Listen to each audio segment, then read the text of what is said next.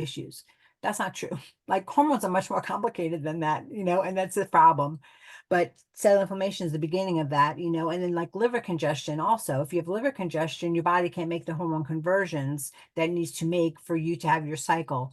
So that's another issue. So yours was a little bit congested, your liver, not very much, because I'm sure you eat very well. So that's not an issue for you. It's just a little bit, which is good. But I did see you might have food sensitivities. So I'm sure you've been tested for food sensitivities. Have you been?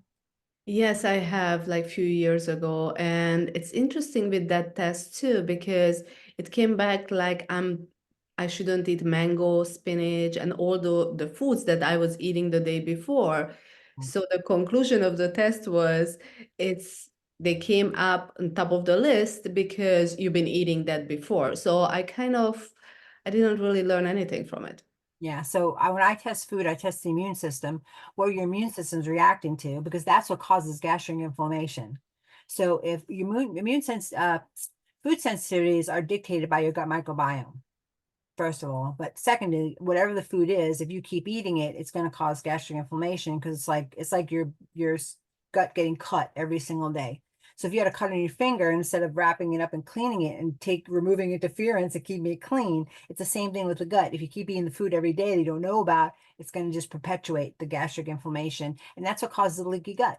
So once leaky gut happens, the food particles are passing over the what's supposed to be a tight gap junction of your gut, keeping the gut separated from bloodstream.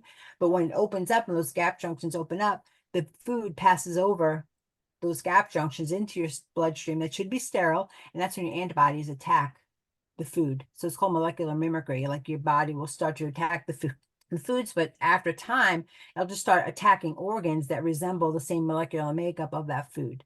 So, like for me, that was with dairy. I was eating dairy I shouldn't have been. And so it attacked my brain because the brain is the same molecular makeup as milk or dairy products. So I had to give up dairy to slow down and stop my immune system from reacting. And you learned that from these blood work, or you just knew the symptoms your body was telling you?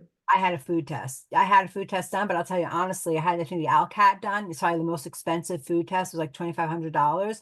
It said I couldn't eat sunflower seeds. And same true as you, I ate sunflower seeds because my daughter was at baseball, softball, and we ate sunflower seeds watching the games, right? So like all of a sudden I can't eat sunflower seeds, but nothing else came up.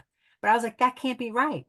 So then I realized you have to test IgG immune system function with food to get the true answer of what you need to stop the immune system from reacting to just slow that whole process down. So yes, I found out. I don't know how I found out. I think my first functional doctor did not let me eat dairy. He didn't let me eat any animal products.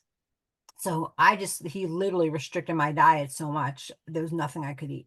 So it was just like lettuce and I remember potatoes. And he told me I had to eat fish 4 times a week, which I hate fish. Since I'm a child, I will not eat fish. And he's like, you have to eat fish 4 times a week. But that's interesting conversation because you know what? My doctor said to do it and he was going to get me better. So I did it. I hated fish. So I hear from patients all the time, like, oh, that tastes gross or whatever. I know how that is. But you do have to do some of those things to get well.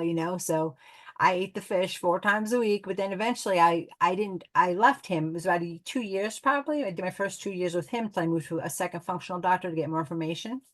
But he also said I couldn't have milk because I was sensitive to dairy. So I just stopped eating all dairy products and that stopped my immune system. That's part of my healing journey is that I did that. But Interesting. yeah. I didn't came back gluten and dairy. It was fine for me to eat. So this is like it's such a Frustrating. It's nothing experience. Yeah, you have to test. very frustrating because then it's like come on, because really those are the two biggest, especially for MS patients. Like my recommendation always, many times when I taste the immune system, it's not functioning anymore.